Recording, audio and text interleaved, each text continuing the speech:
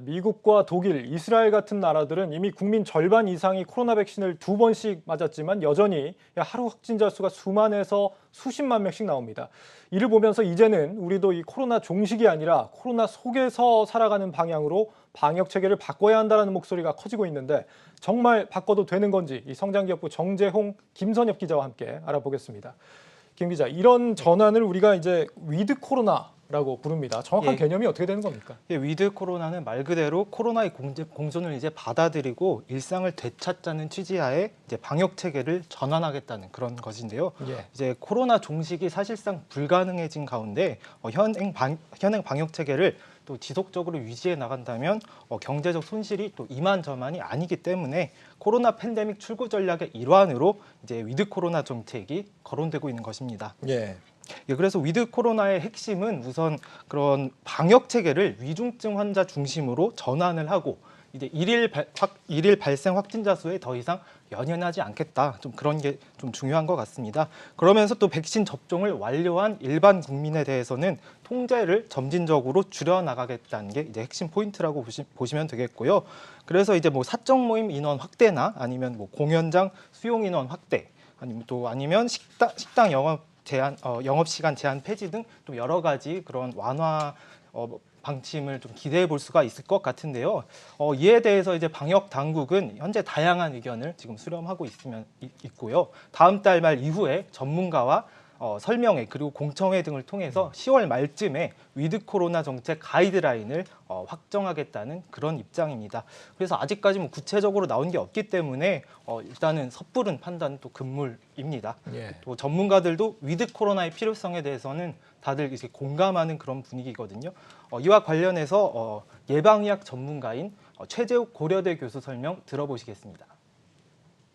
거리두기를 그냥 무한정 지속하는 것은 민생 경제와 또 이 국가에 미치는 경제적 효과가 너무 피해가 극심해집니다. 위드 코로나로 가는 것이 반드시 필요합니다. 그런 위중증이나 사망률 관리의 부분에만 통계적으로 또 방역 정책에 관심을 갖고 이제 확진자 숫자 발표나 확진자 수 증가에는 크게 의미를 두지 않는 것이 바로 위드 코로나의 기본 핵심이고요. 유행성 독감과 같이 관리하는 그러한 상황이 우리도 바로 가야 될 목표다.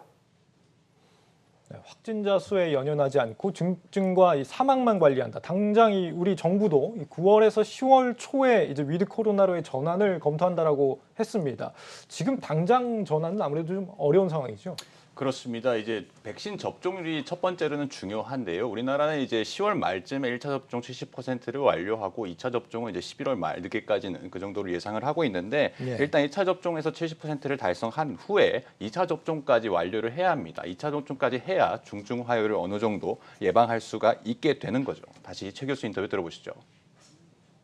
전 세계 많은 연구 보고들이 1차 접종만으로는 감염 예방 효과와 위중증 예방 효과가 굉장히 50% 미만으로 알려지지 않습니다. 그러나 다행히도 2차 접종까지 완료하면 감염 예방 효과가 떨어진다고 알려진 아스트라제네카나 얀센도 61% 정도는 감염 예방 효과가 있고 또 위중증으로 가는 것도 75에서 80% 정도는 위중증 예방 효과도 유지가 되고 있어서 실제로 이제 싱가포르나 영국 등에서 실제 위드 코로나를 시행했던 국가들의 사례를 보면 1차 접종률이 70%를 넘어간 시점에 이런 정책을 시행했었습니다. 우리는 지금 전체 성인의 80% 이상이 접종을 마치면 위드 코로나로의 전환을 검토하겠다. 어제 정부가 이렇게 밝혔는데. 네, 맞습니다. 어제 정은경 질병청장이 브리핑에서 고령층의 90% 그리고 성인의 80%가 코로나 예방 접종을 완료하면 그 시점에 이제 위드 코로나로 전환을 해보겠다 이렇게 처음 언급을 했고요. 그 시점이 그러면 정확히 언제쯤이 될까요? 지금 이 상황을 보면요, 이르면 11월, 아니면 늦으면 연말이나 돼야 할 것으로 보이는데 그 백신 수급 차질이 또 없어야 이렇게 될 것 같습니다. 그래서 이런 돌발 변수가 없으면 이르면 이제 11월 말 정도 그렇게 예상하시면 될 것 같습니다. 이르면 11월 말 정도요. 그렇습니다. 이제 앞서 설명드린 것처럼 백신 접종률이 높으면 높을수록 이제 위중증 환자를 최소화할 수 있고 위드 코로나 체계로 이제 한 발 앞서 나갈 수 있다 이렇게 보는 게 사실입니다. 근데 문제는 접종 거부자들인데요.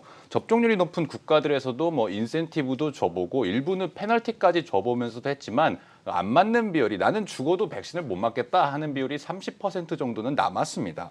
이 30%에 대해서 변이 바이러스가 퍼지고 또 확진자가 늘어나게 되거든요.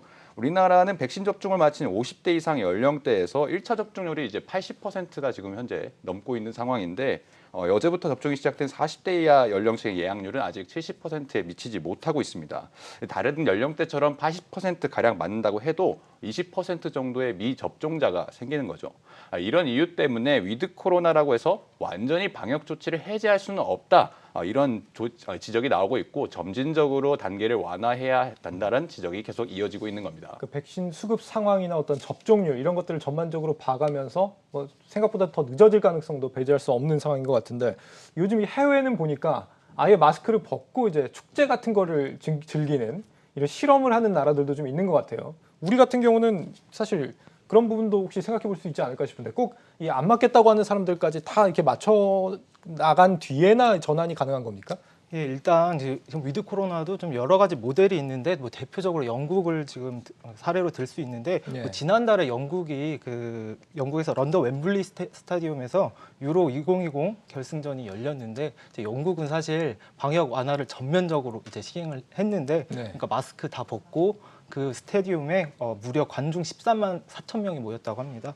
근데 이날 이제 코로나 확진자만 5천 명 이상이 이렇게 발생을 했다고 그렇군요. 합니다. 예. 그래서 지금 우리 상황에서 보면 굉장히 심각한 걸로 보는데 영국에서는 중요하지 않다. 10,000명이든 20,000명이든 예. 사실 사망률만 잘 관리되면 문제가 될 게 없다. 이런 입장을 지금 고수하고 있고요.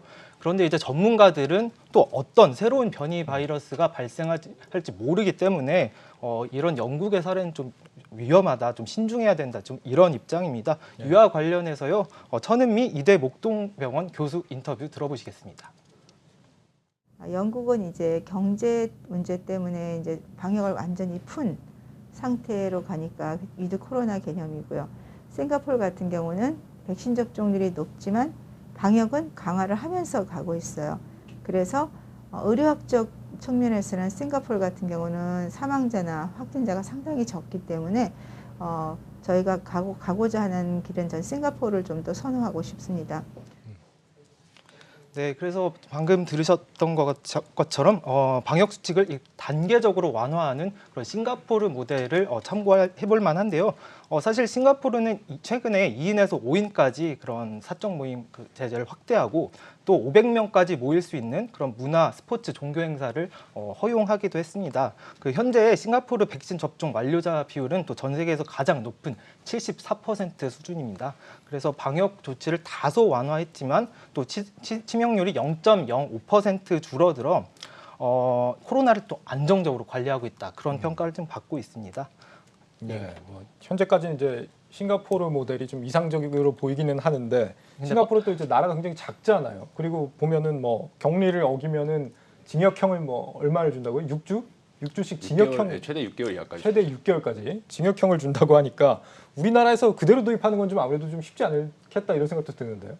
그렇습니다. 싱가포르 사례는 우리가 말씀하신 것처럼 좀 달라서 참고할 만한 사례 정도고요. 사실은 이렇게 방역 조치를 완전히 완화하지 않는 것을 위드 코로나로 볼 수 있냐라는 데서 좀 논란은 있습니다. 왜냐하면 말 자체가 완전히 일상 속의 코로나 속에서 산다 이런 뜻이기 때문이죠. 그럼에도 이제 현실 상황을 고려할 수밖에 없는데 의료계에서는 이제 백신 접종률과 방역 조치 그리고 의료 시스템 이 3박자가 모두 충족이 되어야 위드 코로나를 추진할 수 있다 이렇게 주장하고 있습니다. 특히 의료 시스템이 사실 좀 중요한데요. 임시선별진료소나 생활치료센터, 감염병 전담병원 등등 코로나에 대응하는 우리 의료 시스템은 완전히 지금 비상체제입니다. 확진자 추적을 포기한다고 해도 재택치료나 일반 병원급에서 코로나 환자 관리 같은 시스템이 만들어져야 하는데 아직 우리는 이 부분에 대한 논의가 좀 부족하다는 그런 지적이 나오고 있습니다. 예. 의료계에서는 의료 시스템이 현재의 비상체제에서 위드 코로나 체제로 넘어가기 위해서는 꽤 시간이 걸린다고 이제 판단하고 있는데 관련해서 얘기 한번 들어보시죠.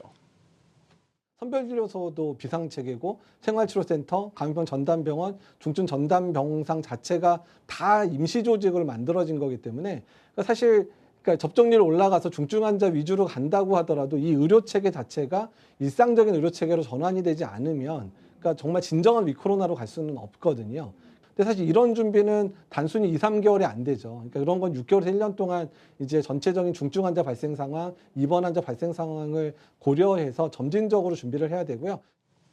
이제 대부분의 전문가들이 입을 모아 얘기하는 거는 위드 코로나 체제를 도입하기 전에 충분히 논의를 해야 한다는 겁니다. 이제서야 이제 비로소 논의가 시작되고 있는데 갑자기 정책을 시작해서 또 국민들에게 잘못된 시그널을 주면은 확진자만 증가하고 다시 부랴부랴 대책을 마련할 수밖에 없거든요. 그런 점에서 볼 때 균형을 갖추면서 계속 논의를 진행하는 게 옳다라고 이렇게 의료계에서는 보고 있습니다.